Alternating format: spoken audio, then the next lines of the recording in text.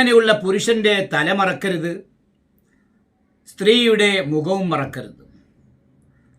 അല്ലാത്ത എല്ലാവരുടെയും ശരീരം മുഴുവനും മറക്കണം. എന്തുകൊണ്ട് മറക്കണം? ബിസൗബിൻ ഖഫീഫിൻ, കനം കുറഞ്ഞ വസ്ത്രം കൊണ്ട്. അപ്പോൾ കട്ടി കൂടിയ വസ്ത്രം കൊണ്ടല്ല, കട്ടി കുറഞ്ഞ വസ്ത്രം കൊണ്ട് എന്ന് പറഞ്ഞു. അപ്പോൾ കട്ടി കൂടിയ വസ്ത്രമാണെങ്കിൽ ഫൈനഹു യുഹമീഹി ഫയുഗയ്യിറുഹു, അത് ശരീരത്തെ ചൂട് പിടിപ്പിക്കും. അപ്പോൾ ശരീരത്തിന് പകർച്ചയുണ്ടാകും, വ്യത്യാസം വരാൻ കാരണമാകും. അതുകൊണ്ട് കനം കുറഞ്ഞ, എന്ന് വെച്ചാൽ ഔറത്ത് ഒഴിവാകുന്ന രീതിയിലുള്ള വസ്ത്രമല്ല, കനം കുറഞ്ഞതായിരിക്കണം എന്നർത്ഥം. എപ്പോഴാണ് ഈ കട്ടി കുറഞ്ഞ വസ്ത്രം കൊണ്ട് ശരീരം മുഴുവൻ മറക്കേണ്ടത്? ബഅദ നസ്ഇ സിയാബിഹി, മയ്യിത്തിന്റെ ശരീരത്തുണ്ടായിരുന്ന വസ്ത്രം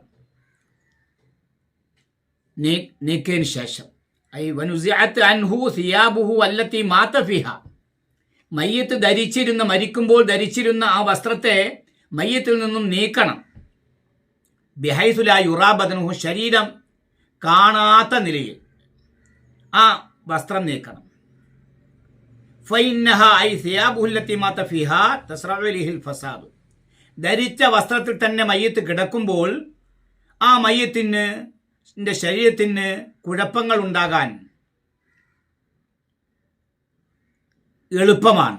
അതുകൊണ്ട് ആ വസ്ത്രം നീക്കുക തന്നെ വേണം.